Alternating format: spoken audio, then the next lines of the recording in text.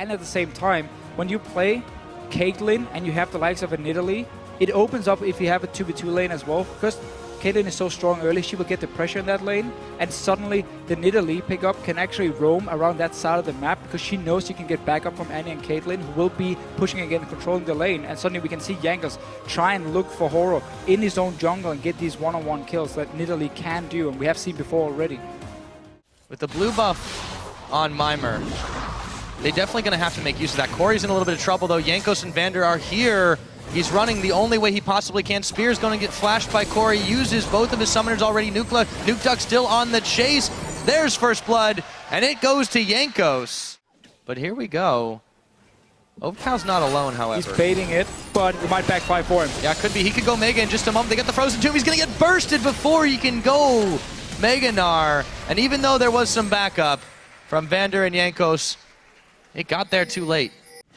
And overall, just the fact you had the lane swap in this game has made it very hard for him to play aggressive, because you don't get these one-on-one fights in the enemy jungle when there's a lane swap going on. And Vander, ooh, he's caught actually. Yeah, MrRalleZ is going to be the one who blows him up. Nisbeth taking a lot of the poke as they finish off the dragon. MYM pull out a surprise move against Roccat. Pop a potion and walk it out. This is such an annoying matchup for Xerath, because you don't have the damage to kill that that Kassadin and Mimer now when they're doing the top lane. Yep, Jankos, they're going to look for the jump on. He goes Frozen Tomb. Jankos, they trade the aggro quite effectively. Can Overpow finish him off? Not quite, but he's bounced into range. He's still tanking the tower, and he manages to get Mega Gnar after a few more shots. A bit messy there, but they get the kill. Yeah, nice little turret aggro control from He's not out of the woods yet, though. Horo's here. Horo's on his own, though. Actually, he ultis him on the turret here. There we go. Oh, yeah, he's down. Jankos, good luck, buddy. It's fine for MYM, I guess, in that case. Well, yeah. I mean, the Caitlyn's still fairly powerful once you hit those item spikes at the very end of the game. Oh, she's fantastic late game, of course. Yeah, and there's, again, it's... There we go. There's a lot of damage on Nisbeth, actually taken really low here. nukeduck elected not to go too far forward. Horo is there. Woolite now chasing them back. Ooh, the Tibbers lands as he flag drags away, but Roccat are in hot pursuit. The flash, the house. Horo sped up by the Scuttle Crab, but nukeduck still on the chase. Can he get the damage? Forces another flash. So they've got a pair of summoners out of that one right now. And MYM are the ones running scared. They're actually going to start the Baron up here. This is still risky. Well, MYM has just been sending in one. A guy is basically one by one, just walk in, get poked down, next guy goes in, flashes away. Still really early for this. Yeah, early Baron though, but a lot of guys when back to base. There's home guard from Mimer. He can teleport down and actually start a fight. He should do it because a lot of damage has been taken by Roccat. They're trying to peel this off. Oh, it's going to get secured. Horo goes in. He goes down. Mimer, though, teleport around the back. He finally will evaporate. Didn't even get his Frozen Tomb off. Instead, they just put him in a tomb. I just don't know what's going on. 2 kills, a Baron. So that was not good enough for them, but they're slowly stepping it up. Now, Horo forced away already. Yeah, Nisbeth, they're still trying, but there's just no way to commit to this when they're caught in a bad position. Nisbeth out for a stroll and taken down. Woolite gets himself a third. This dragon should be absolutely free. But they obviously have to deal with the rest of the guys from Roccat after.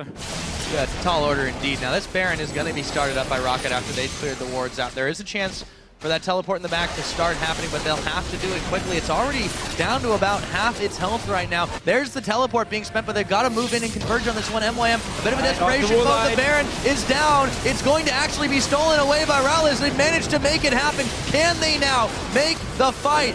Roccat, they've lost 2 members. They traded for Nisbeth. That's going to be a double kill going over to Woolite. However, Horo not out of the woods. nukeduck on the chase, a triple kill for Woolite.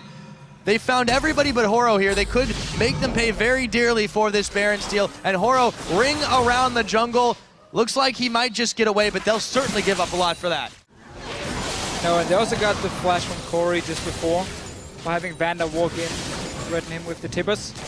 In him though, Roccat should be able to take it. Mimer still on the side here. Look at the minimap. He wants to engage from the side. He's going in. Yep, they got the Solar Flare. Mimer looking for Jankos. Now it is Nisbeth getting blown up. Woolite is getting a big kill. Mimer in some trouble. Horo, Jankos going down the shutdown. Maybe MYM can find something here as they've eliminated a couple of key threats. Still have lost 2 members. And Woolite going down. Vander going down. A double kill snipe. There we go. As Kori picks that one up. It is a 3 for 2, and MYM have defended their in hit. but Kales So the thing to really is, clear that away. yeah, Vander wants to go for a Locket, but it's going to be a very, very late one against a double AP here. And because you're playing Nidalee, and this is what we talk about, how you tend to have to go full AP early on Nidalee, so you're not building Locket, you're not building Sidestone, so you're not supporting your team, and that's why they don't have a single one, despite the game being against this double AP composition. Also why Vander couldn't go for me kills on the Annie pickup. Oh! Whoa, what? Mimer just jumped. They do take the Baron, but they might pay for this one now. MrRalleZ gets evaporated. There's still minions on the base, and MYM just trying to outlast, but Kori and Horo, the only one standing. Not for long, nukeduck picks up Kori. It's just Horo standing. There's a teleport going on. Roccat Overpow now moving in. Gnar as Horo can't even back to base. The rest of the team chasing him down. One Nexus turret going down. Overpow looking for another. They've still got some minions in here. Finally, they've given up on Horo. He's going to get back, but what can he do other than just spam? Spam some emotes. Epic memes, bro.